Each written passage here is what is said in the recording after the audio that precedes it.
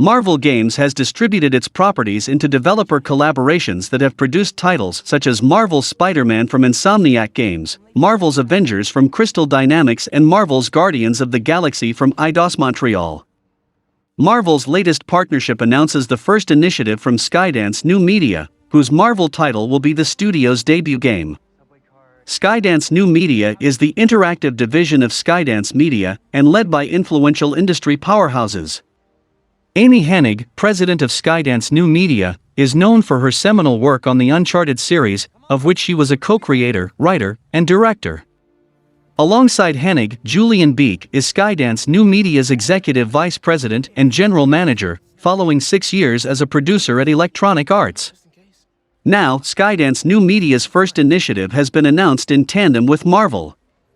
Together, Hennig and Beek will bring their industry expertise with AAA, cinematic action-adventure to the highly adaptable Marvel universe with an original narrative.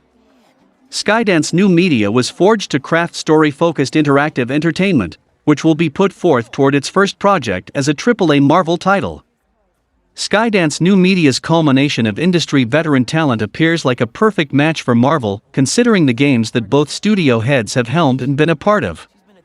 There is currently no indication of which Marvel property or characters Skydance New Media will be tasked with bringing to the interactive space, but based upon which characters have already received game adaptations in the modern AAA Marvel game sphere, there are still many more that could be selected from. With the likely intent to administer properties to different developers and publishers for a wider distribution of Marvel games, fans of the Marvel IP have had many games to look forward to that feature their favorite characters. Uncharted fans, for example, may hope to expect something of that quality through high-fidelity, richly interactive experiences, as well as being appealing, inviting, and accessible to a global audience. Indeed, Skydance New Media's mandate of mystery, exploration, discovery, and adrenaline-pumping spectacle spells out the portrayal of the Uncharted series considerably, which would be unsurprising given Hennig's helming of the project. But this is a tried-and-true avenue for Marvel games as cinematic spectacles, so it seems like a perfect match once more. Some fans have suggested who they would like to see adapted to a AAA game, with Daredevil and Doctor Strange being two top choices.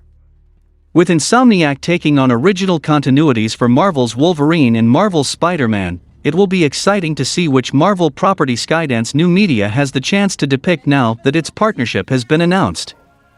Needless to say, expectations are high for Skydance's mysterious project.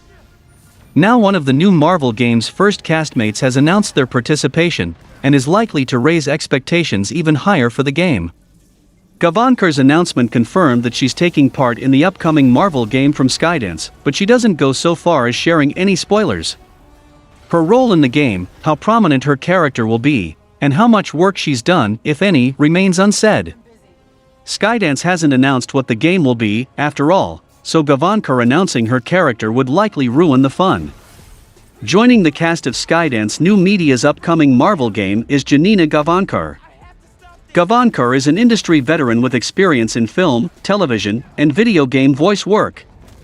Her most prominent video game role is likely as Star Wars Battlefront 2 single-player campaign protagonist Iden Versio.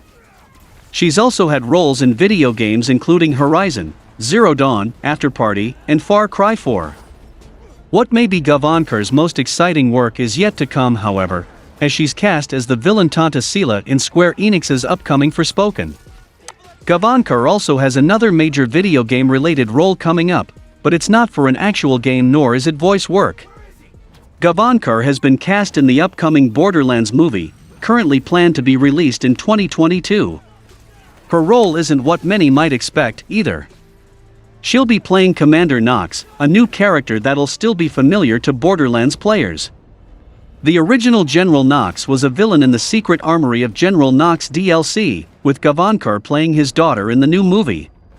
There are some rumors going around that Skydance's Marvel game is Daredevil, which makes for some interesting possibilities for Gavankar's casting. For example, she could take on the role of Elektra, Typhoid Mary, or any number of other doomed women who make the mistake of having a relationship with Daredevil in the comics. It's only a matter of time before Skydance starts to share more information about its in-development project. It may be a young studio and the project may only just be getting started, but with high-profile industry leaders like Amy Hennig leading development, there's going to be a lot of attention on the game. Gavankar's casting makes the wait for more information all the more torturous. Thus far, we have no real details about this blockbuster Marvel game. Still, given Hennig's previous work, it would make sense if it was a linear, single-player story. Further, with showing off flashy costumes and superpowers being important, a third-person perspective would make sense. Regardless, while there are plenty of characters in the Marvel universe that would be great to see get a video game of their own one day, there are a few heroes in particular that would suit Hennig well. Whether it be for gameplay reasons or exciting storytelling opportunities, here are the characters that would be the best fit for Skydance's big Marvel video game. A Daredevil game had been rumored and requested for years now, and for good reason. Matt Murdock would translate perfectly into the world of video games, as the character would suit a number of different genres. His brutality in combat and the potential for Billy Club traversal would make an Spider-Man and Arkham-like open-world game work incredibly well. At the same time, the Devil of Hell's Kitchen suits a linear game due to his day job as a lawyer.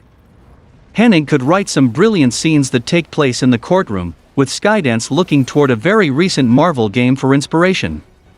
With the well-received Marvel's Guardians of the Galaxy showing how well dialogue choices can work in an action-focused game, a Skydance Daredevil project could take a similar approach. Players could make meaningful choices in the game's courtroom scenes, taking control of Matt Murdock and determining whether he wins or loses a case. Failing one of these sequences could make for a more difficult mission, with players getting to experience a completely different level had they won the case. These sequences could keep players on the edge of their seat, while the game's combat could lean into Daredevil's heightened senses. With a supporting character like Foggy also being a great fit for some Uncharted-like humor, a good balance could be struck between comedy and the dark storytelling that is often associated with the Daredevil character. Rumors of a Marvel title based upon the blind lawyer from Hell's Kitchen has swirled and circulated for a few years without any confirmation or announcement. Not much mind was paid to these rumors until a supposed leak appeared stating that a Daredevil game was in fact in development with specific details. Marvel's Daredevil did not procure any traction as a rumored leak, however, before Marvel's Wolverine was officially announced. Today, the almost 2-year-old leak has resurfaced with today's announcement of Marvel's partnership with Skydance New Media. Because Daredevil was included in the same rumor thread as Marvel's Wolverine, I believe that this further corroborates its legitimacy. Interestingly, the leak claims that the rumored Daredevil game would be multi-platform and not console exclusive. Insomniac Games' Marvel's Spider-Man has been an exclusive series and Marvel's Wolverine is set to follow suit. But because the rumored Daredevil game would supposedly be free of exclusivity restraints, it may further support the deduction that Insomniac has no part in it. Further, the leak describes the alleged Daredevil game as a single-player narrative-focused game, which is a key characteristic in Skydance New Media's vision statement. Other descriptions in the rumored leak propose that the Daredevil game would have an echolocation-type mode comparable to the Batman Arkham series detective mode, which would allow for similar mechanics, and that free roam throughout the game's open world would be only allowed at night with barely any missions taking place during the day. There has been confusion concerned with the supposed leak stating that the game would be set in a modern-day Chicago rather than the character's infamous home of Hell's Kitchen in Manhattan.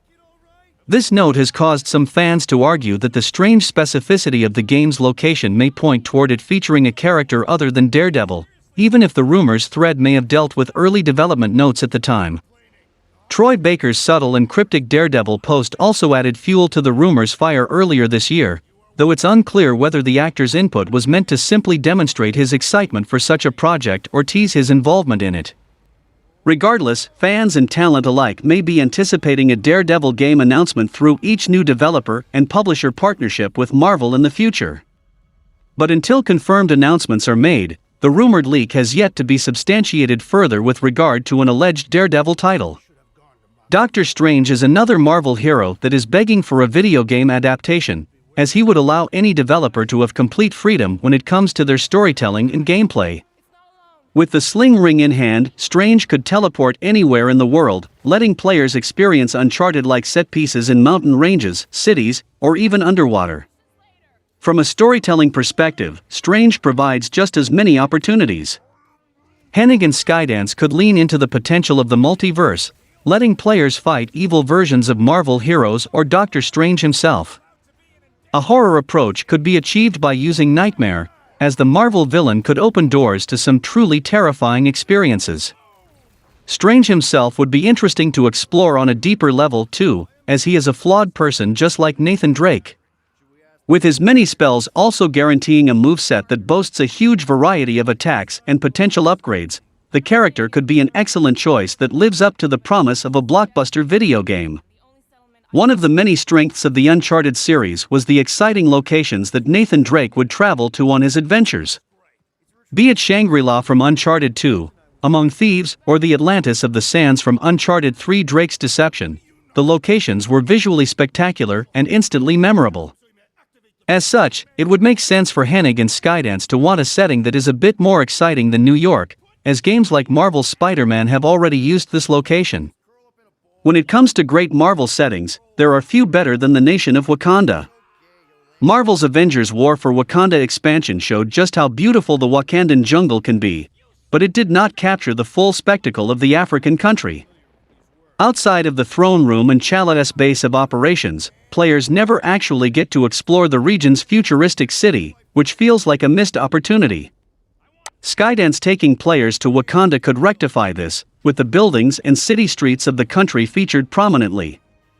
It is easy to imagine Chala being knocked off a Wakandan skyscraper and hanging onto it with his claws, climbing back up the building like Nathan Drake. With vibranium tech and a cat-like moveset, Black Panther would be a ton of fun to control. Out of all the Marvel heroes that would fit an Amy Hennig game, AntMan is hard to top. The character nails everything that Hennig has become known for, as Scott Lang's sense of humor is comparable to that of Nathan Drake's. The family focus seen in the films could work well in a game, with Hank Pym functioning just like the character of Sully did in Hennig's previous work. The abilities to shrink down and go big could make for some unforgettable set pieces, with these moments also being different from what was seen in the first 3 Uncharted titles. If that was not enough, an AntMan game could feature Uncharted-like exploration by thrusting players into the quantum realm. While Ant-Man and the Wasp teased a city inside this realm, and theories suggested it could be the TVA or Chronopolis, it has yet to be explored on the big screen. A game could let players step foot in this tiny city, wowing them with unique creatures and visuals. If the goal is to try to recapture the magic of Uncharted, there is no better avenue for Skydance to take than an adaptation of Ant-Man, as the property boasts some clear similarities. If you ask me, I will say give Marvel IPs to Sony, but I am eagerly waiting for the reveal to see what it is.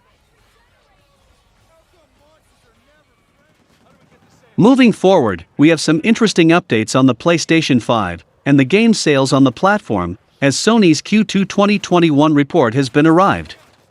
Sony's latest financial reports have announced that 13.4 million PlayStation 5 consoles have been sold to date, with 3.3 million PS5s being sold within the July-September Q2 period. As revealed in Sony's financial results for Q2, the company's game and network services segment sold 1 million more PS5s to retailers in the quarter when compared to previous 3-month period. This is the second highest quarterly sales for the PS5, matching Q4 2020, and only just trailing behind Q3 2020's record 4.5 million sales.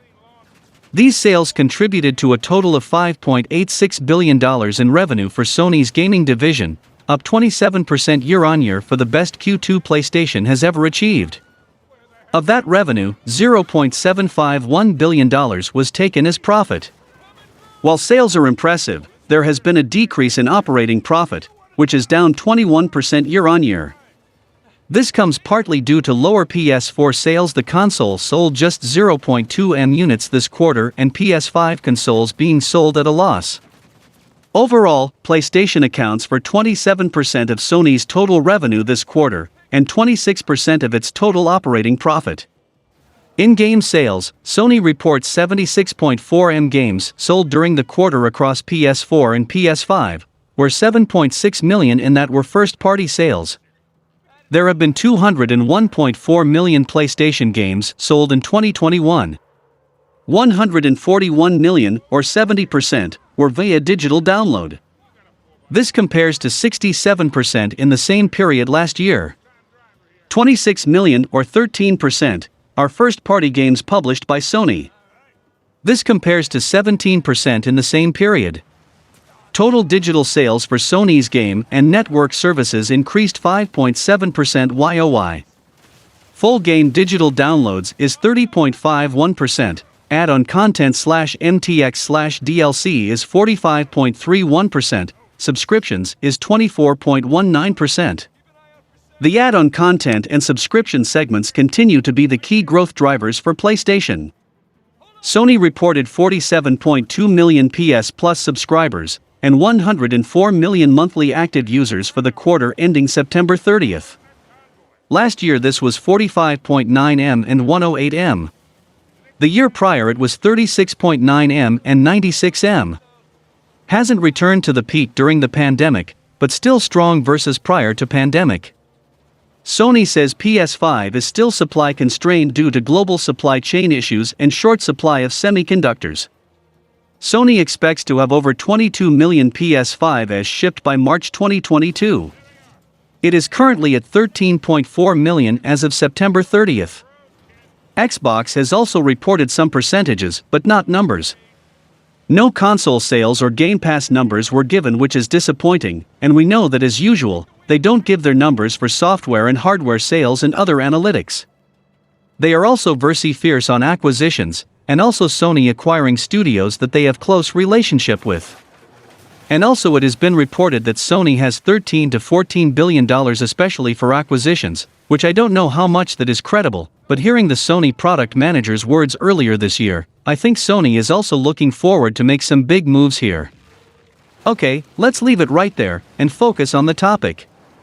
The important thing to note here is that the number of PSN active users has been considerably dropped since last year.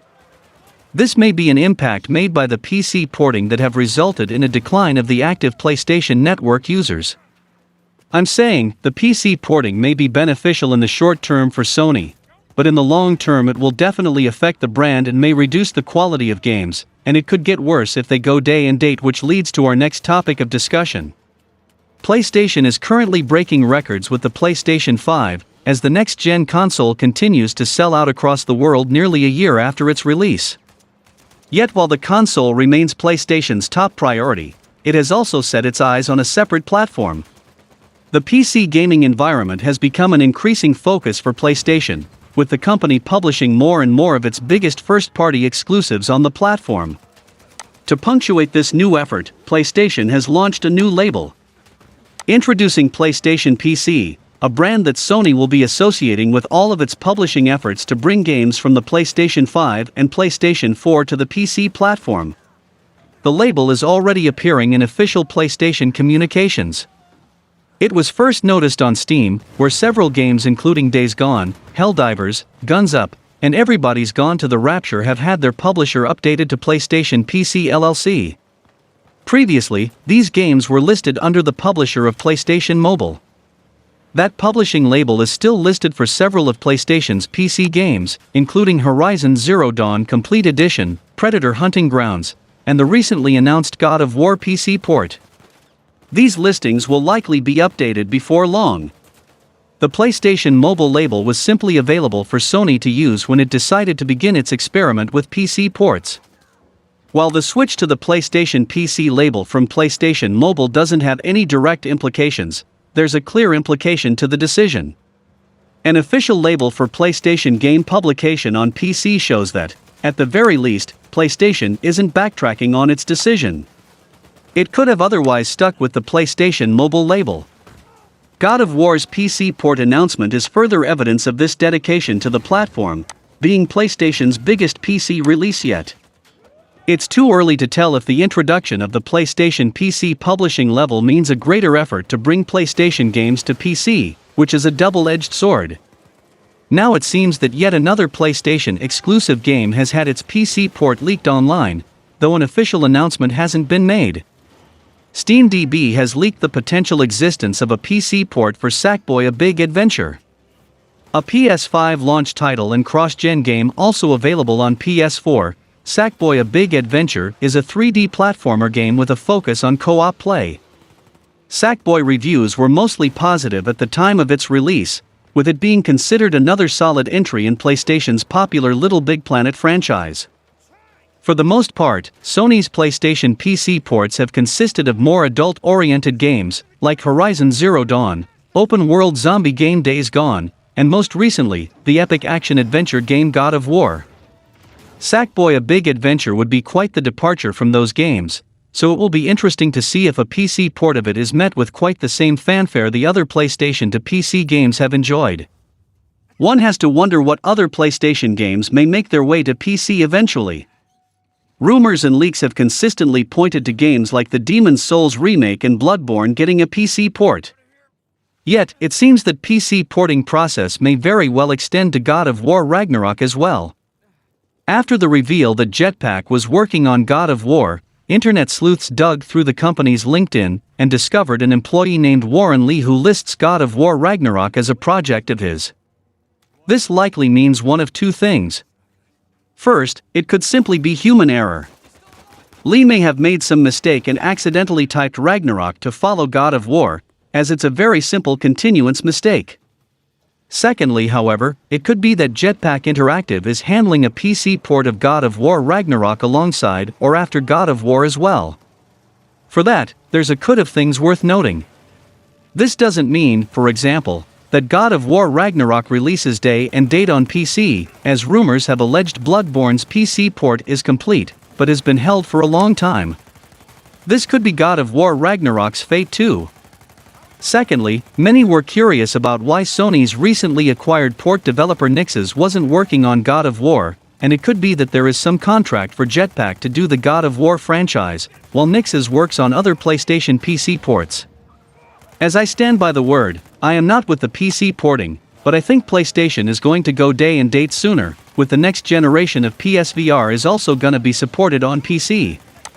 Everyone remembers the September PlayStation showcase for unveiling a number of new PlayStation titles, including God of War Ragnarok, Spider-Man 2, Wolverine, GT7, and a remake of Star Wars Knights of the Old Republic. What some people may not remember is that the showcase opened with a live-action sequence of an elaborate, citywide game of chess with real people acting as the pieces. At the time, it seemed a bit random, but Sony has now announced a new community event themed around that live-action sequence. Called Seize the Throne, PlayStation players must work together to dethrone the king and, in doing so, win exclusive prizes.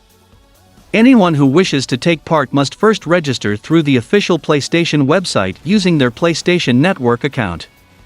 Then all they need to do to contribute to the community goals is use their PlayStation 4 or PlayStation 5. Specifically, points can be earned by simply playing any PS4 or PS5 games, earning trophies, or using the share features. Games will need to be played for at least an hour to contribute points, and shares and trophies are limited to 6 per day. So, if someone earns 7 trophies in a single day, that 7th trophy won't earn any extra points. The event is split into 3 stages. The first stage requires 25 million points to reach the King's Tower. Stage 2 requires 100 million points to access the inner chambers, and then Stage 3 requires 160 million points to breach the throne room. For every goal cleared, participating players will receive exclusive rewards. Stage 1's prizes are 2 PSN avatars depicting the black and white motorcycle pieces from the live-action sequence. Stage 2's prizes are another set of avatars, although these ones feature PlayStation icons. Namely, Kratos and Atreus from God of War, Aloy from Horizon Zero Dawn, and its upcoming sequel, Horizon Forbidden West, Nathan Drake from Uncharted, and a car presumably from Gran Turismo 7. Stage 3's prizes are 3 more chess-themed avatars, and a dynamic theme for the PS4, and only the PS4 since the PS5 doesn't offer themes. However, there are 3 additional prizes that will only go to 1 player each. On November 17th, 3 skill-based questions will be shared via the official website, and whoever gets the closest correct answer will receive a prize. For question 1, it's a PS5 console. For question 2, it's a ring set shaped after the triangle, circle, square, and cross symbols on the PlayStation controller. For question 3, it's a Pulse 3D wireless headset and a PlayStation gift card. More details can be found on the website. But it's recommended that people sign up now. While registration will remain open through stages 1 and 2, registering in stage 2 will mean you're ineligible for stage 1's rewards.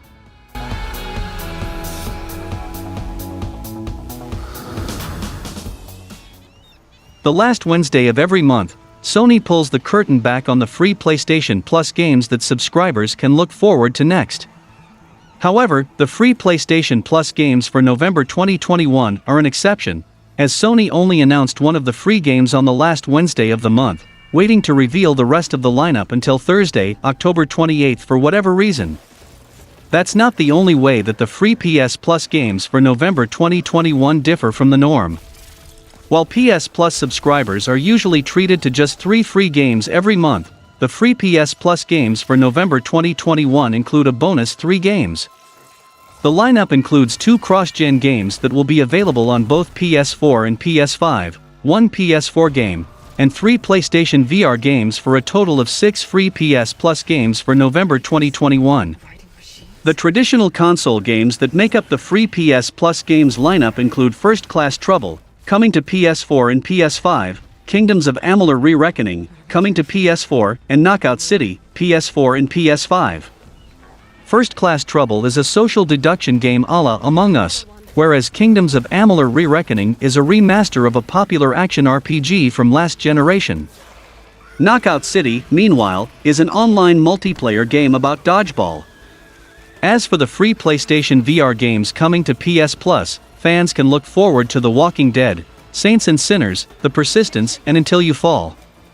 The Walking Dead Saints and Sinners earned mostly positive reviews at the time of its release, and is in fact one of the highest-rated virtual reality games made to date.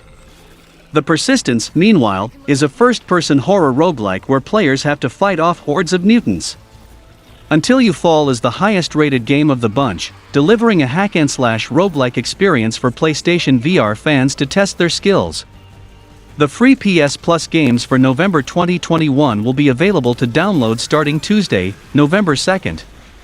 The free PS Plus games for October 2021 will be available to claim in the meantime, so anyone interested in the October offerings should make sure they claim them while they still can. Now that virtual reality has become more commonplace in video games, there are a number of VR titles that are true gems and deserving of recognition. Unfortunately, many gamers still haven't jumped into virtual reality, either because the initial investment for equipment is an impediment or because some people simply can't handle the mind warp of moving about in a virtual 3D space. One VR title worth checking out is Firesprite's sci-fi horror roguelike The Persistence. The game takes place on a doomed deep space colony starship called the Persistence, 500 years in the future. The station has been caught in the inescapable pull of a black hole and begun to malfunction, becoming overrun with mutated crew members out for murder. The player, in the role of security officer Zimri Elder, must stealth their way through the Persistence to repair failing systems and save the ship. Along the way, they will gain new abilities and build an arsenal of weapons to succeed in their mission. Firesprite's roguelike happens to also have a non-VR option. The game will offer 4K HD gameplay at 60 frames per second, allowing even those who can't or don't enjoy VR to experience the terror of being stranded on a ship filled with mutants in deep space. The version of The Persistence coming to PS Plus in November is the Complete Edition, which has had a number of features added since the game originally launched for PS4 in 2018. Besides adding non-VR options, there is now Campaign Plus, as well as a few new game modes. The Complete Edition of Firesprite's The Persistence also features enhanced lighting, motion blur, chromatic aberration, and particle effects, so that even those playing on a flat screen can be immersed in the atmospheric horror. Some of the gameplay elements of The Persistence will call to mind Housemarque's third-person roguelike shooter Returnal. The malfunctioning spaceship has a self-configuring macrostructure that has begun to alter the internal architecture of the Persistence. Every time Zimri Elder fails in his mission and dies, his consciousness will be uploaded into a new host body, and he will set out again in a ship whose layout is completely different from before. Players will also be able to resequence Zimri's DNA in order to gain new abilities or clone crew members who possess skills that Zimri doesn't have. This month's PS Plus games are really good, and I recommend you guys to pick Persistence on VR.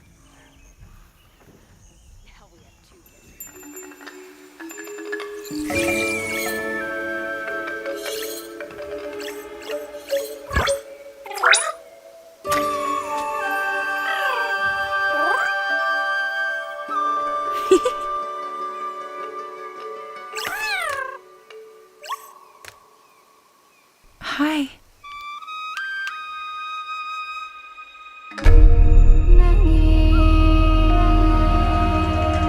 Kena Bridge of Spirits was released in September to largely positive reviews and has performed well in sales.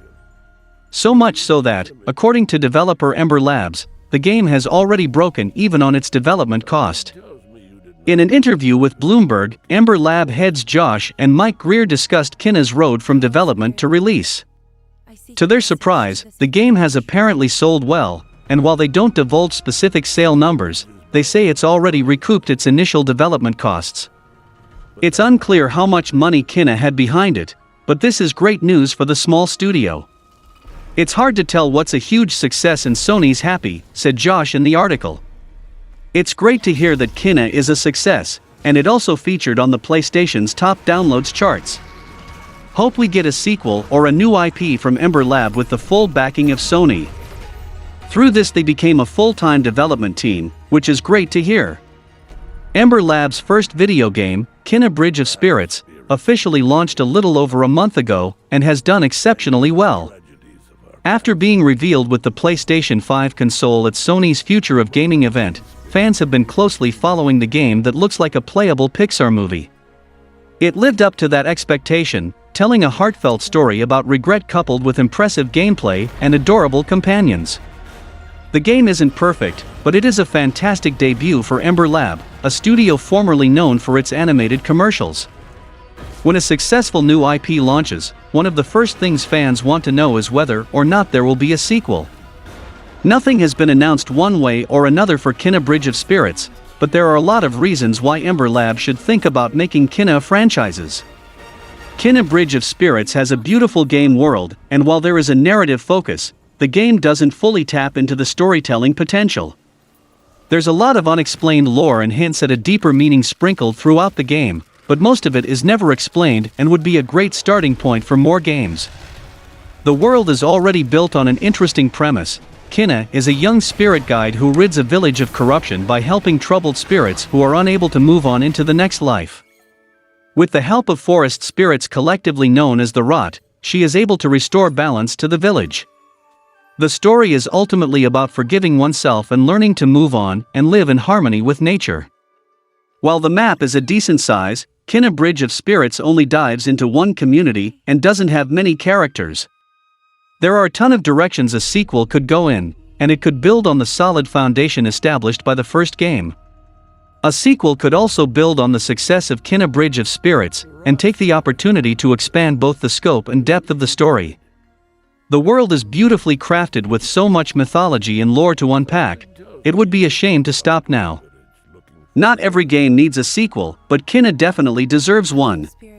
Before Kena Bridge of Spirits launched, Ember Labs was unsure if it would pursue a sequel. Co-founders Mike and Josh Greer indicated that they weren't sure about a direct sequel and suggested that they'd like to create another new IP instead. That doesn't mean that all hope is lost for Kena fans, however. Even if the developers weren't thinking about a sequel during production, it's possible that Ember Lab is now. Kena Bridge of Spirits is a huge success, and while Ember Lab hasn't revealed any sales numbers, it has indicated that everyone was pleasantly surprised by the sales and that Sony is satisfied with Kena's performance.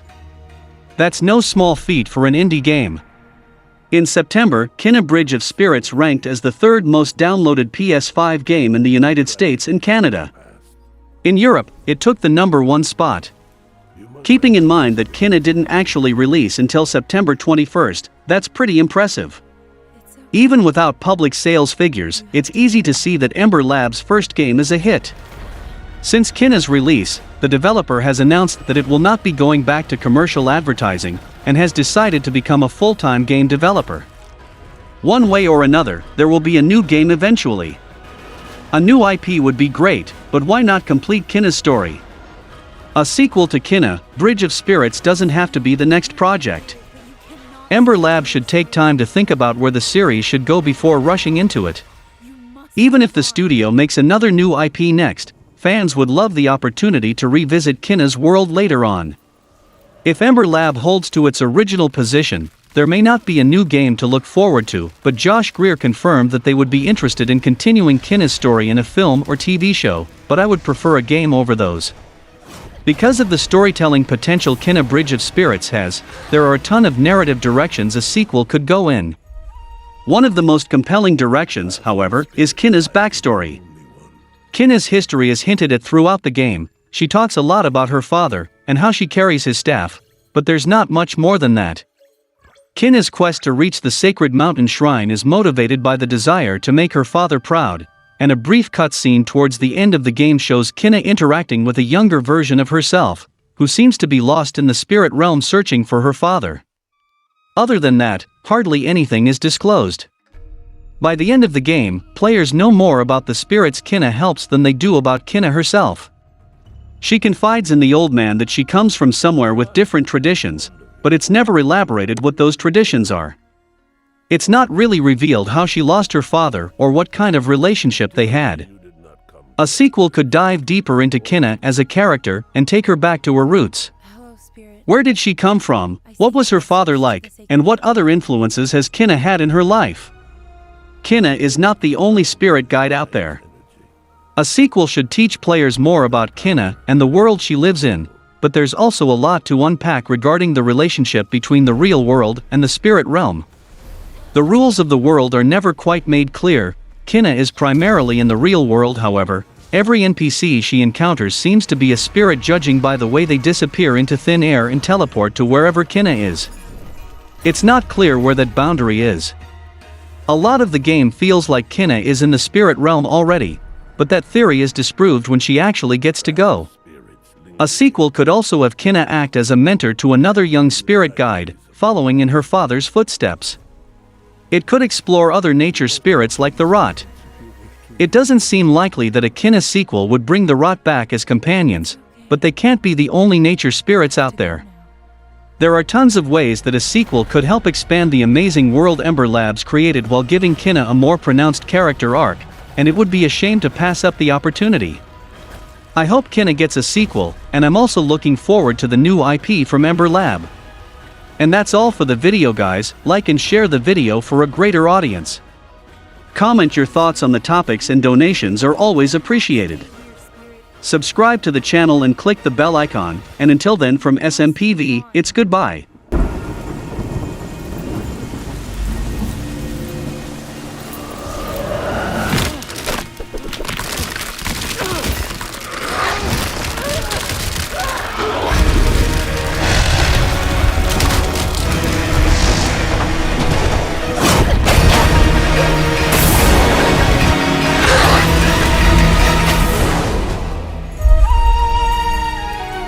The path of a spirit guide is a lonely one.